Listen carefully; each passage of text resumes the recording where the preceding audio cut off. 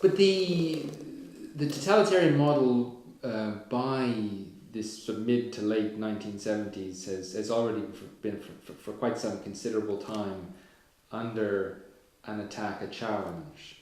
Can you tell us something about the sort of the first wave of revisionism and how it becomes the second wave, how the second wave emerges and your place in it? That's a rather large question. Wow, how it becomes the second wave. That attack on the totalitarian model by political scientists, there were various wings of it.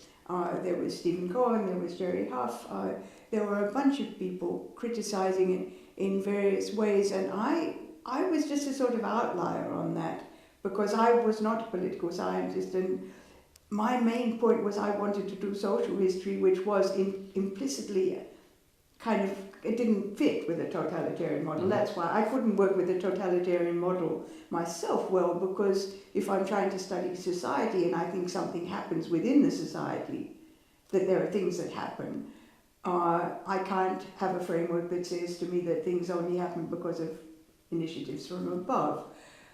But insofar as I got into that argument, I think I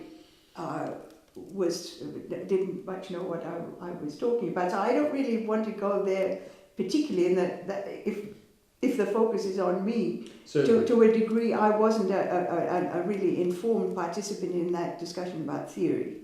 So there was, I suppose what I'm suggesting is you there was a level on which you must have sympathized with those political scientists who challenged the totalitarian model, but you perceived your task to be a very different one.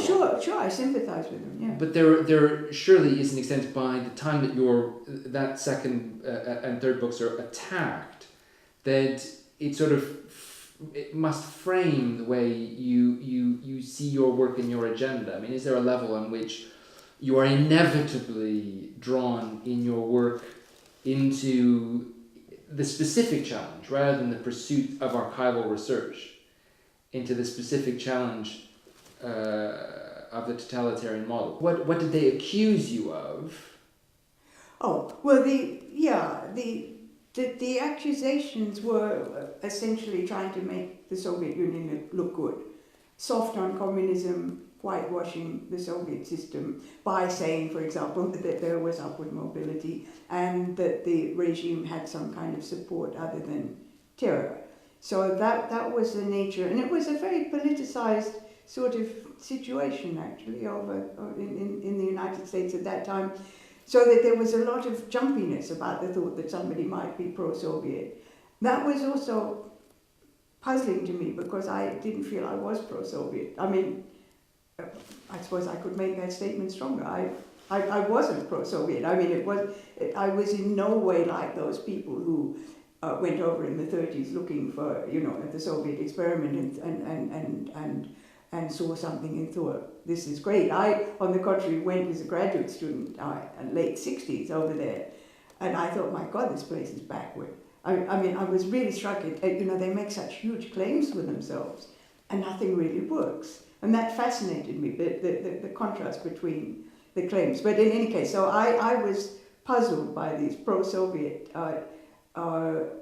accusations because I couldn't really fit them very well with me. I wasn't really one, although what I was read as was somebody who wants to say the Russians are people too, and so on. And I didn't care about saying the Russians are people too. Yes, of course they're people too, but I was interested actually in the peculiarities of the system.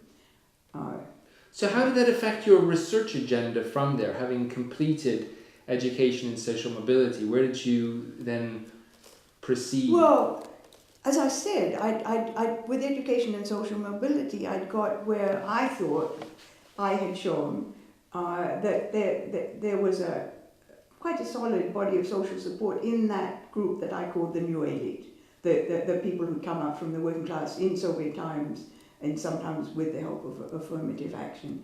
But then the question was, okay, was there any other support in the society? And I didn't know. I really had an open mind about that, and that's partly why I did the Peasant book, the book on collectivization, because it seemed reasonable. I actually thought when I went into that, very likely the literature says the peasants all hated collectivization, and it was done quite against their will, purely from above, by Stalin for ideological reasons or whatever. So I thought the likeliest thing is some of them liked it and some of them didn't. Peasants, yeah. I mean, that's usually the case, right? I mean, that some people want something and some people don't. So I thought that was probably the case. And I went, and all the more because in the 1920s there seemed to be, there clearly was a sort of pro-Soviet element in the peasantry. They gave it the name of the poor peasants, but it's often people who served in the war and in the Civil War, and they joined the party at that time, or they became sympathetic with the revolution. They come back to the village and they quarrel with the elders who seemed to traditional well. So I thought that's there in the 20s. So logically speaking, that's got to be a support for collectivization. So I then went in and researched it, and I couldn't find any support for collectivization. I mean, in other words, I felt that there, in contrast to my earlier work, where I hadn't been looking for support but had found it. So now I'm looking for support and I don't find it. I find really a very general kind of resistance, active and passive, to collectivization, a perception that it is coming from above. And that's, so the focus shifted with Stalin's peasants to resistance, to the kinds of, I was not dealing, unlike Lynn Viola, who wrote about active resistance, I wrote mainly about passive resistance. So I'm writing about passive resistance, and I left the question, and I became very interested in the dynamics within the village, which in the 1930s, which were not, which I could not be put in terms of pro or anti-Soviet, but I saw it as a very demoralized, the communities as having become very demoralized and very malicious towards each other, partly using the opportunities offered by the Soviet regime for mutual denunciation. Now there's that question about what happened to the support of the 20s, the apparent pro-Soviet support in the 20s. I never really addressed that, but later on I came back and I thought about it, and I thought what it is that collectivization comes at the same time as industrialization, as the expansion of all kinds of job opportunities in the towns. Now those pro-Soviet peasants were always kind of would-be urbanites to a degree. And so my sense now is that what happened in collectivization is that they all left. In other words, they're all very much in favor of the collective fund, they're just not going to stay and work on it. And that's why that sort of support so oddly sort of crumbles and disappears. And the reception then of Stalin's peasants, the times are very much changing. Oh, that was okay. Yeah, that was, where the Cold War affected, where one was uncomfortably affected by the politicization of whatever one wrote, and where people did a lot of mudslinging and so on. This was the 70s and probably first half of the 80s, and then second half of the 80s. Well, I was off in Texas at that point, and I wasn't really quite sure what was happening in second half of the 80s, but I was aware that in that period, suddenly people, I seem to have become a more acceptable figure in the school, among other scholars. And is that in part because that your focus is changing towards resistance? Is it also the end of the Cold War? Is it about the how do you explain that? I mean, I saw it. Aside from the fact that it was a very good book. Yeah, well, I saw it in terms of the end of the Cold War, I think. But there's no doubt that of all the social history approaches you could use, the one that is least worrisome, if people are worried about things being pro-Soviet, is resistance. To see resistance as a dominant process in the society, it actually fits.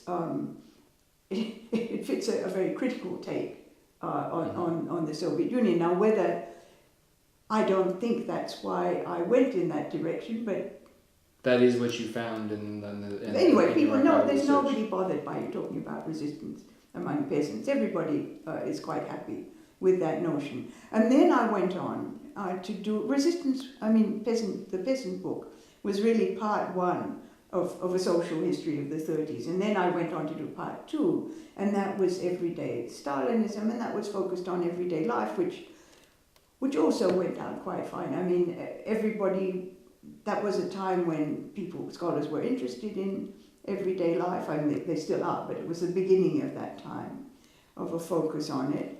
And what I was trying to do was to see how the sort of strategies with which people cope with a very difficult external environment. Mm-hmm. I was no longer in the questions of support.